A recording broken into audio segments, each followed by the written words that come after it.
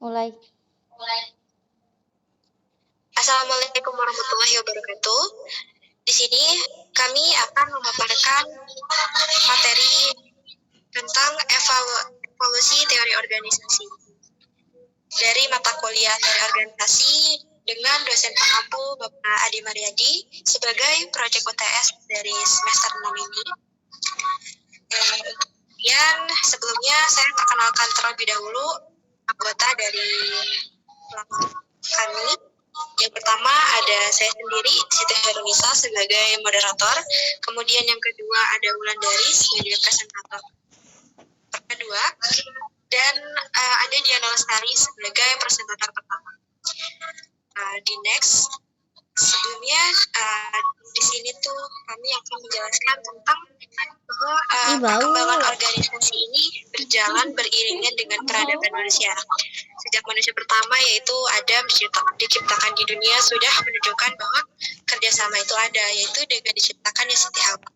Perkembangan selanjutnya jelas dapat dilihat dari pertumbuhan jumlah manusia di muka bumi ini yang berkembang pesat, bertambah jumlahnya. Juga sebagai manusia sudah menjadi kodratnya sebagai makhluk individu dan makhluk sosial, maka bekerja sama dan berkelompok itu adalah suatu kebutuhan yang sangat vital, seperti halnya kebutuhan akan makan dan minum untuk mempertahankan hidupnya. Dan kemudian juga dari teori organisasi yang ada sekarang ini, itu merupakan suatu proses evolusi. Selama beberapa dekade para ahli telah menganalisis tentang pola-pola kerjasama berkelompok untuk mencapai keinginannya. Fakta bahwa teori organisasi ini yang ada sekarang ini merupakan suatu pola perkembangan yang akumulatif. Dan beberapa teori-teori telah diperkenalkan, dievaluasi, dan diperbaiki dari waktu ke waktu. Perkembangan zaman dan peradaban manusia serta pandangan-pandangan baru cenderung saling melengkapi tentang teori organisasi. Nah, di next. Kemudian dari aktivitas dalam melakukan kerjasama inilah sebenarnya awal mula teori organisasi tubuh dan dikembangkan. Jadi di sini ada dua dimensi besar dalam evolusi teori organisasi, yaitu yang pertama dimensi yang mengatakan bahwa organisasi adalah suatu sistem yang kerjasama. Dan yang kedua yaitu dimensi yang berkaitan dengan hasil akhir dalam mencapai tujuan. Kemudian perkembangan teori organisasi ini sangat dipengaruhi oleh para teoretikus perspektif sosial digunakan dalam kerangka kerja sistem. Di next. Dan berikutnya ini ada beberapa teoretikus dalam evolusi teori organisasi, antara lain yang pertama itu teoretikus tipe ke-1 atau yang disebut juga sebagai aliran klasik.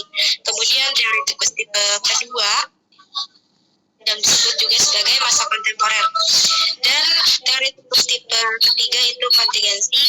Teoretikus keempat itu berdasarkan pada sifat politis organisasi.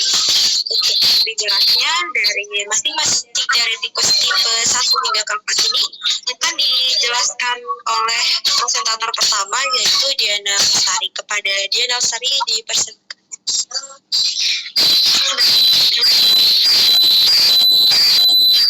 Teoretikus tipe 1. Pada tahap teoretikus tipe ini disebut juga sebagai aliran klasik karya Frederick Taylor yang berjudul Principle of Skillful Management, menandai awal dari sebuah teori manajemen dan organisasi. Itu ada 4 prinsip Taylor yang akan menciptakan produktivitas yang tinggi, yaitu yang pertama ada penetapan tenaga kerja secara ilmiah, yang kedua seleksi dan pelatihan pekerja secara ilmiah, yang ketiga ada kerjasama manajemen dan buruh, yang keempat ada pembagian tanggung jawab. Selanjutnya ada pembagian kerja, wewenang, disiplin, kesatuan komando, kesatuan arah, mendahulukan kepentingan umum, remunerisasi, sentralisasi, rantai pengeluar, tata tertib, keadaan stabilitas, inisiatif, dan esprit de corps. Selanjutnya menekankan bahwa struktur organisasi yang efisien, pembagian kerja, wewenang yang jelas akan memudahkan dalam mencapai tujuan organisasi. Selanjutnya itu ada perencanaan yang rasional dan matang akan memudahkan dalam pencapaian tujuan organisasi. Selanjutnya dengan kajian Hawthorne yang menekankan bahwa rancangan organisasi akan memberikan dampak terhadap kelompok-kelompok kerja, sikap, dan hubungan antara manajemen dan pegawai.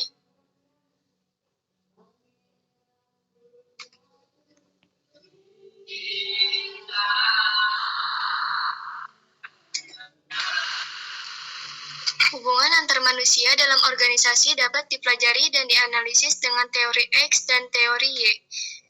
Selanjutnya yang akan dibacakan oleh Saudari Wulandari. Kepadanya saya persilakan. Baik, terima kasih. Selanjutnya yaitu ada teoretikus tipe 2, yaitu masa kontemporer. Bentuk organisasi yang paling ideal adalah yang fleksibel. Pengaruh dari kekuasaan diganti dengan pengaruh keahlian, menurut Warren Bennis dan mutunya birokrasi. Yang selanjutnya yaitu ada teoretikus tipe 3. Prinsipnya adalah penyelesaian konflik dapat diselesaikan dengan sebuah sintesis yang memberikan pedoman yang lebih baik bagi manajer. Sintesis tersebut adalah pendekatan kontingensi. Baik, next Kak. Selanjutnya yaitu ada kontingensi. Suatu teori organisasi perlu melebihi dari prinsip-prinsip yang sederhana dan klasik, tetapi perlu kajian yang lebih mendalam dalam memaknai organisasi, bukan hanya mekanis dan humanis semata, menurut Herbert Simon.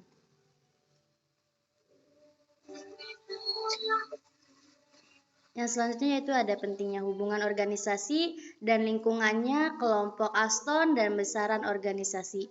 Besaran atau yang disebut dengan size organisasi sebagai faktor yang penting dan dapat mempengaruhi struktur, menurut Katz dan Kahn.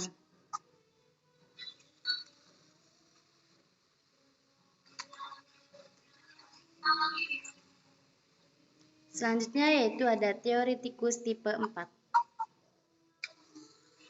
Yaitu ada politis organisasi. Masyarakat akan memilih alternatif-alternatif yang memuaskan dan pada kasus-kasus tertentu mereka akan memilih dan menyeleksi alternatif yang paling optimal menurut James Marsh dan Herbert Simon. Next, Kak. Nah, menciptakan teori organisasi yang mencakup koalisasi kekuasaan konflik, tujuan dan keputusan desain organisasi. Organisasi merupakan koalisi yang terdiri dari beberapa kelompok dan individu dengan tuntutan yang berbeda-beda. Desain organisasi merupakan hasil dari pertarungan antar kekuasaan dari berbagai koalisi tersebut menurut Jeffrey Pfeffer. Next. Oke, terima kasih. Saya kembalikan lagi kepada moderator. Terima kasih untuk teman-teman kepada presentator pertama dan kedua yang sudah menjelaskan dari satu hingga ke 4. Jadi ringkasnya ini dimulai dengan pandangan-pandangan para teoretikus dari masing-masing. Sejak dahulu manusia sudah melakukan kerjasama dan berkelompok, tapi pada saat itu belum ada teori organisasi secara mendetail. Hanya dalam pelaksanaan kehidupan manusia menerapkan nilai-nilai dalam organisasi. Juga banget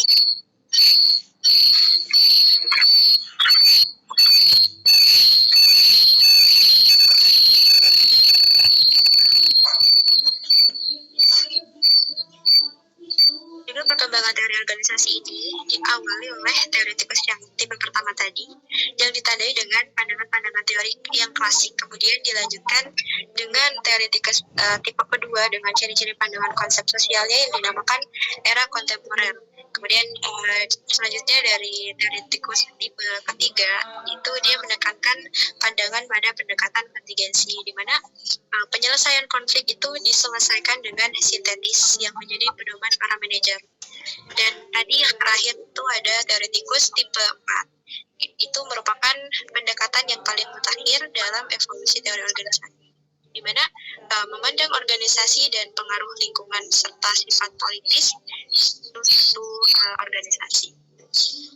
Untuk penyampaian terkait evolusi teori organisasi sudah kami sampaikan. Semoga teman-teman bisa memahami terkait evolusi teori organisasi yang sudah kami sampaikan. Sekian video dari kami. Wassalamualaikum warahmatullahi wabarakatuh.